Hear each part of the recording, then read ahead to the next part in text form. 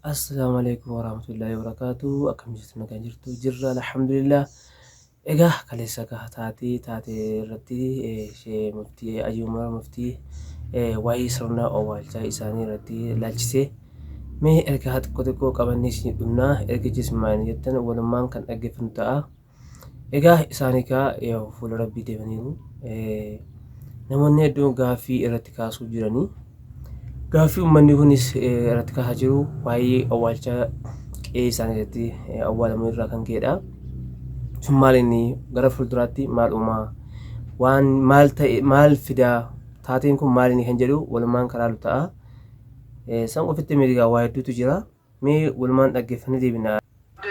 Awwaalamu kana doorgaliiti jiru ulamaa'onni islaamaa kunis ammoo rakkinoota armaan gadiitiif sababa kan taaneef jedhan tokkoffaa awwaalcha mana keessatti gochuun gara barakaa ittiin barbaaddannaa fi daangaa darbu waan fiduuf lammaffaa nama du'ee du'aayii warra awwaalcha muslimootaa dayyaranii waan dhaabsisuuf sadaffaa qajeelfamaa ergamaa rabbii sallallahu alaihi wasallam bakka walitti qabama awwaalcha muslimootaa irraa adda bahuudhaan kanaaf nuti gocha kana ni mormina.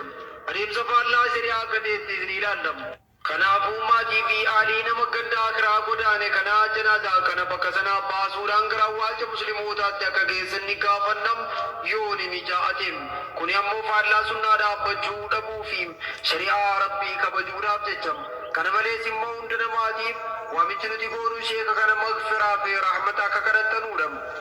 Dogoggora kanaas akka gara falmiif qormaata biraatti akka hin jijjiirre isiniin jenna jechuudhaan ibsa isaanii xumuranii jiru. Maarree uummanni yaada hedduu irratti gaggeessaa jira. Egaa uummanni illee yaada hedduu irratti gaggeessu illee malee yoo isaan rabbii wal gaanii jiranii. Kanaaf yoo rabbiin haatimaa keenya nama tolchu. Egaa waan aqiidaa baay'ee yaachisaadha. Rabbiin dhuma keenya nama tolchu jecha. Meellee kana qofa miti ammallee Sheek Anwaar Yusuf isaanillee yaada bareedaa irratti nuu kaasanii waa'ee Itoophiyaa kana. Itoophiyaan kun garamitti deemaa jirti? Itoophiyaan kun dubbii ajaa'iba qabdi jedhanii irra dubbatanii mee waliin dhaggeeffannee haa deebinu isaanillee. Gaafa mallas du'ees janaazaa mallas irratti uummata salaachisan. Ammallee kunoo muftii gartee kunoo qeensiinis dhuftee gartee irratti du'aayii godhu jirti. Sigalee muftii gartee rabbiin arshii ol irra hin jiru jedhu. Muftii gartee rabbiin arshii irra hin jiru jedhu. Ya buleso kana duuba gartee achi gartee qeensiinis gartee wonni du'aa irra gooti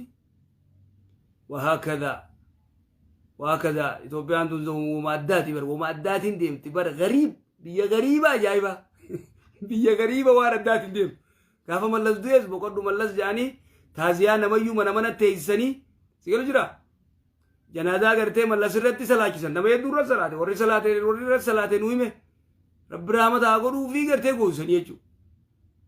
Sigalu jira amma kun oofanii reefka uummata muslimaa qeesii itti yaamanii qeesii illee gartee irratti gartee wanni godhan booda maaltu as deemaa biyya tana gartee laa yuuraf sigalee laa yuuraf wama addaatii gad deema jechuudha. Namni gizee kitaaba rabbii kanarraa kute gizee kitaaba rabbii kana dhiise waan rabbiin achi keessa jirutti dhiisee firraa nuti maaree taane nuti bitishoo taane nuti kana taane uma jaa jechuudha. Laalla dhugaa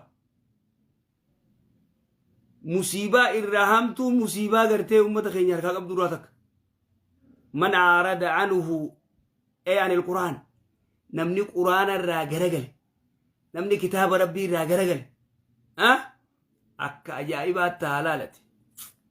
Uummanni hedduun isaanii yaada kanaa jiru. Waan ajaa'ibaati. Egaa yaadni kanuma rabbii caalaa rabbiin waa tiksu jecha inshaallah har'aaf kaman qabadhee isin yaadde haga viidiyoo biraatii walitti nagaan naa turaa isin jecha. Assalaamu alaikum warahmatullahi wabarakatuh.